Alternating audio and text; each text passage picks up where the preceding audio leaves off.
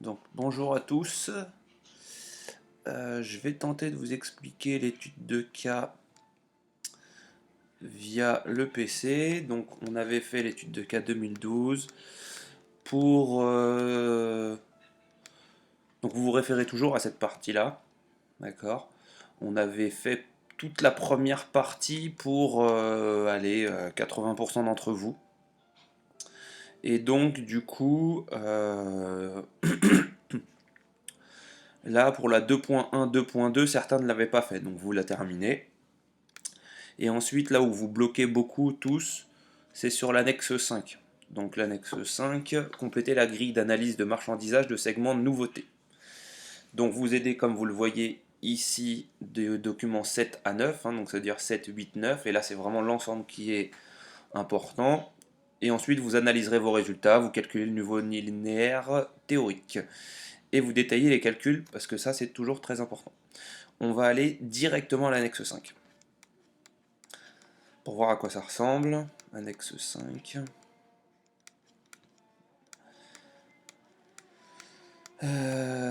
Nous y voici. Donc, ça vous fait peur un tableau comme ça. Ok. Donc, on va faire un exemple pour le premier. Kick-Ass de la... ici, qui fait partie des comics. Donc, nombre de frontales. Qu'est-ce que c'est qu'une frontale? C'est ce que vous voyez dans le rayon quand vous arrivez. Donc, on va aller voir dans les documents en question. Donc, on nous a dit que c'était des documents 7 à 9. Et là, il nous donne un plan du rayon. Donc, vous avez les différentes BD. Hop, hop, hop. Mais nous, ce qui nous intéresse pour le premier, c'est qui casse ici. D'accord? Donc, combien il y a de frontales? Vous le voyez ici. Il y a, quand vous arrivez dans le rayon, vous en voyez 1, 2 et 3. D'accord? Donc, tout ça, on le reporte sur l'annexe 5 ici. Linéaire développé en mètres.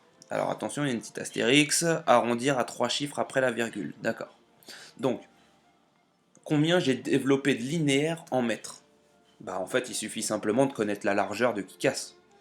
Donc on va aller jeter un coup d'œil sur si on a cette information là, dans le document 7 à 9. Ici, on n'a pas d'information. On voit cependant que ça fait 1,90 m au total. Mais ça, c'est toutes les BD confondues. Et ici, on a les prix, bah voilà, qui casse, on a les prix, on a la hauteur, et on a la largeur. Et là, c'est la largeur qui nous intéresse, parce que on veut le linéaire. Donc, qu'est-ce qu'on fait? On nous a dit qu'il y avait combien de frontales? 3. Vous l'avez noté, vous l'avez vu ici, 3. Et donc, vous avez une largeur ici qui fait 21,70. Donc, tout simplement, vous faites 21,70 et vous le multipliez par le nombre de frontales. D'accord? Et vous notez votre réponse. Pardon. Vous notez votre réponse ici. S'il y a 3 chiffres après la virgule, tant mieux. Si vous ne voyez pas que ça fait 3 chiffres après la virgule, vous rajoutez des zéros. D'accord? Donc, euh, pour le pourcentage linéaire, donc, ici on a arrondir à 2 chiffres après la virgule. Combien j'ai développé de linéaire en mètres? Combien j'ai développé de linéaire en mètres sur l'ensemble de mon, de ma gondole. D'accord? Donc je vais aller sur pourcentage linéaire. Donc moi j'ai un résultat. Alors vous l'avez peut-être. Attendez, parce que moi je me le suis noté pour pas m'y perdre. Hop.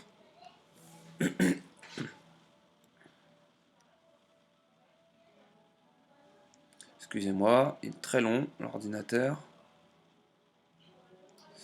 Donc vous avez normalement ici 0,651. Ok, on continue. De toute façon, ça vous pouvez le voir, ça va être la réponse du premier. Vous avez le droit de la recopier pour vous donner un exemple et voir si vos calculs sont bons. C'est tout ce que je vous donnerai aujourd'hui. Donc le pourcentage de linéaire développé. Combien représente 0,6 sur, et je reviens donc du coup à mon étude de cas, combien représente 0,6 sur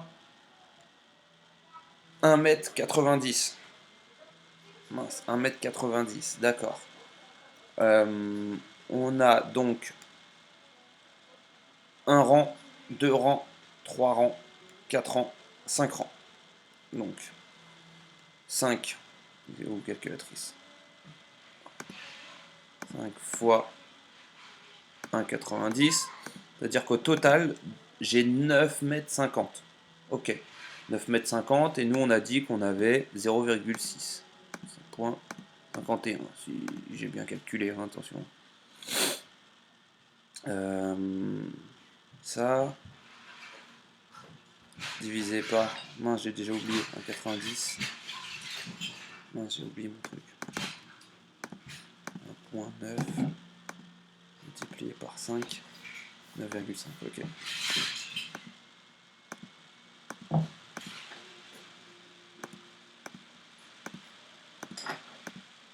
Fois 100. Voilà, vous avez linéaire développé en pourcentage, voilà, à quelque chose près, voilà, j'ai peut-être que je me suis trompé de 0,1, ou alors que les chiffres là sont pas tout à fait bons, mais en tout cas vous avez le calcul. Le calcul, c'est donc le suivant. Je reviens à mon étude de cas. J'ai pris les 1,90 m, j'ai vu qu'il y avait 1, 2, 3, 4, 5 rangs, donc j'ai pris 5 fois 1,90 m, d'accord? Ce qui m'a donné 9,50 m de tête, et je l'ai divisé à...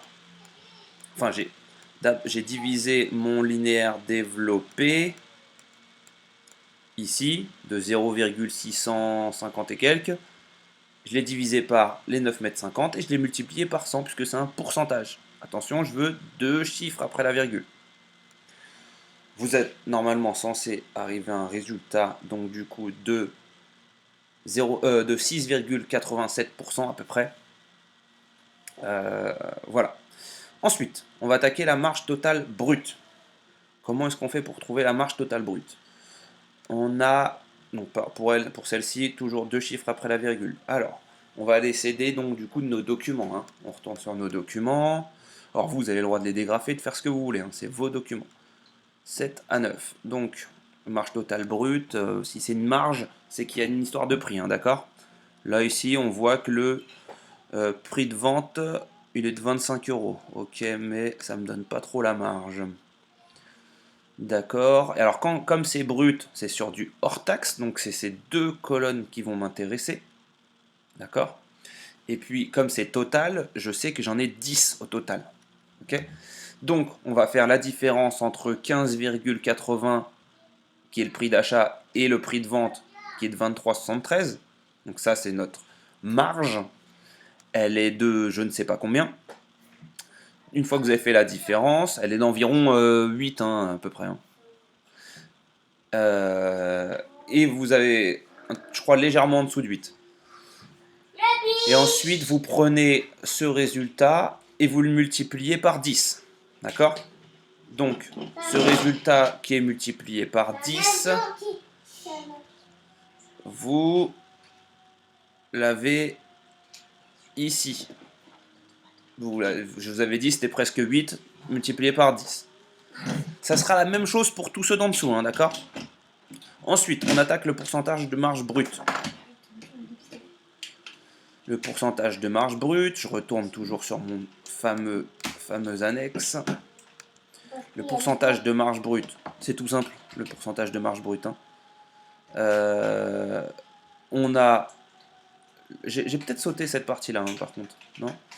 Marge brute, on a notre marge brute qu'on vient de trouver ici, 79, quelque chose. On le prend, on le divise par la marge brute totale, et on le multiplie par 100. Ça va me donner le résultat ici. D'accord? Je répète, on prend notre résultat ici, on va le diviser par le total, et on fait x 100. Ok? Alors, ensuite, l'indice de sensibilité à la marge. Vous prenez tout simplement... Alors, je vais retourner sur les résultats, hein, que je ne cache pas d'ailleurs. Alors, vous prenez la marge brute et vous la divisez par le linéaire, tout simplement, d'accord? la marge brute, pourcentage de marge brute divisé par pourcentage de linéaire. Ça vous donne donc 2,38. 38,4 puisque du coup il y a besoin de 3 chiffres. Donc qu'est-ce qui se passe en conclusion? On est supérieur à 1. Donc ça veut dire qu'on est sous-représenté par rapport à la marge. D'accord? Voilà.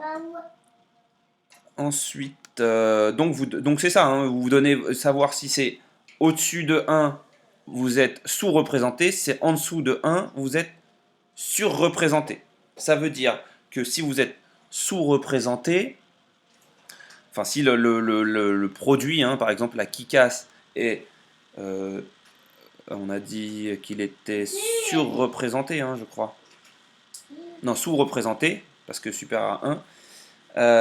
Du coup, il faudra certainement augmenter la taille du linéaire, d'accord, qui passera donc de 0,651 et qui va passer à 1,52. 1,552. Donc pour trouver ça, c'est tout simple, c'est le pourcentage de mètres linéaires multiplié par l'indice de sensibilité à la marge. Ok.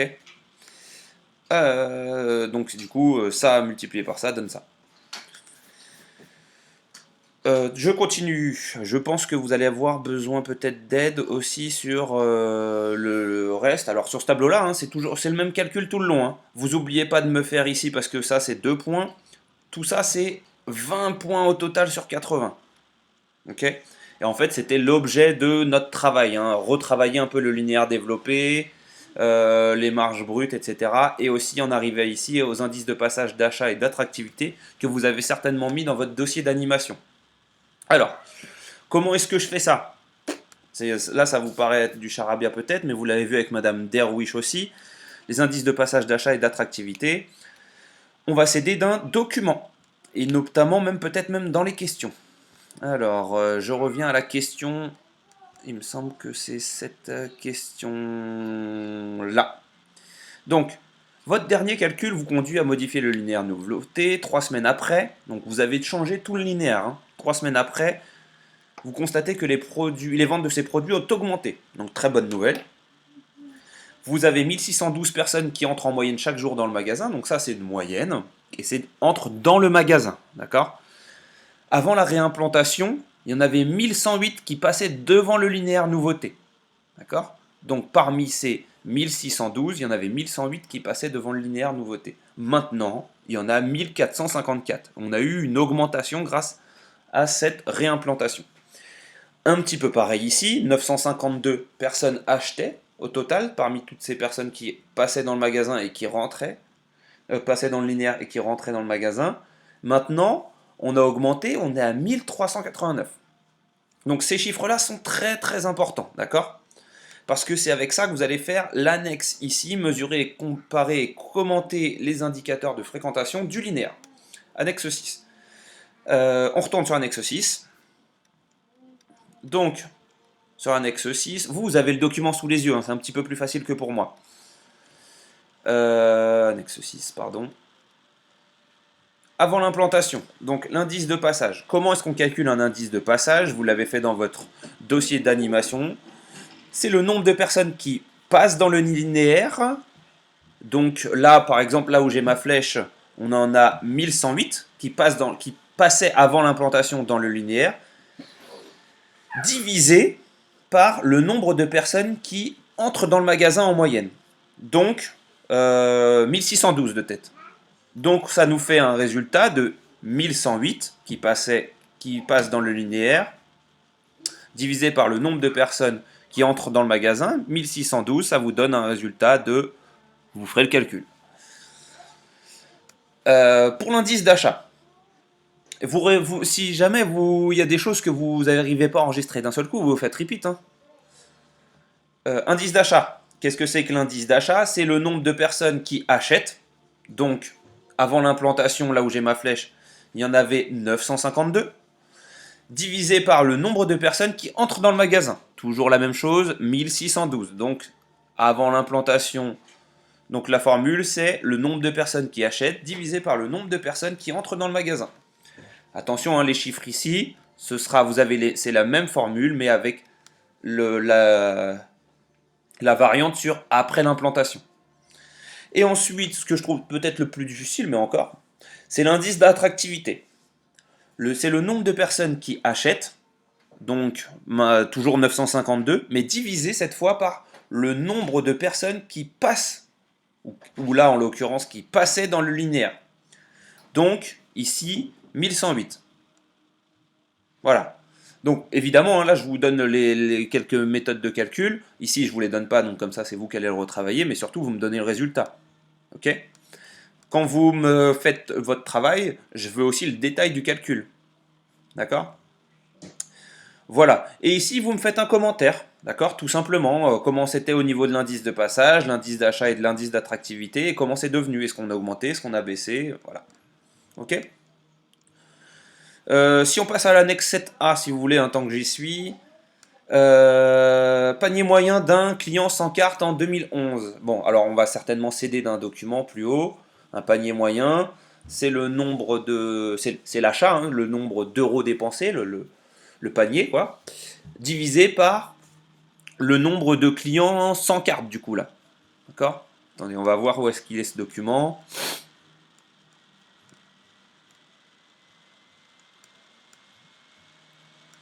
Il est ici. Il est ici. Données sorties de caisse. Donc, on avait, alors j'ai plus tout à fait en tête ce que je voulais vous dire, mais ici on a le chiffre d'affaires TTC, d'accord? Donc toute taxe comprise. Et ici on a le chiffre d'affaires TTC, mais réglé par ceux qui ont la carte fidélité. Attention, donc ça c'est le chiffre pour ceux qui ont la carte fidélité, mais ça c'est le chiffre total. Si vous voulez le chiffre des gens qui n'ont pas la carte de fidélité, vous faites la différence entre 1 102 640 moins 548 250. D'accord? Donc ça vous donnera un résultat de plus ou moins 550 000. D'accord? Donc, vous avez ça et vous avez le nombre de passages en caisse avec carte de fidélité et le nombre de passages en caisse avec sans carte de fidélité. Donc, je crois que le premier c'est sans carte, 16 059. Je retourne vite fait sur l'annexe. En l'occurrence, panier moyen d'un client sans carte. Donc du coup, vous pouvez faire, mon calcul approximatif c'était 550 000 divisé par 16 024 de tête. Et vous donnez votre résultat. La même chose ici. D'accord? Le panier moyen d'un client avec carte en 2011.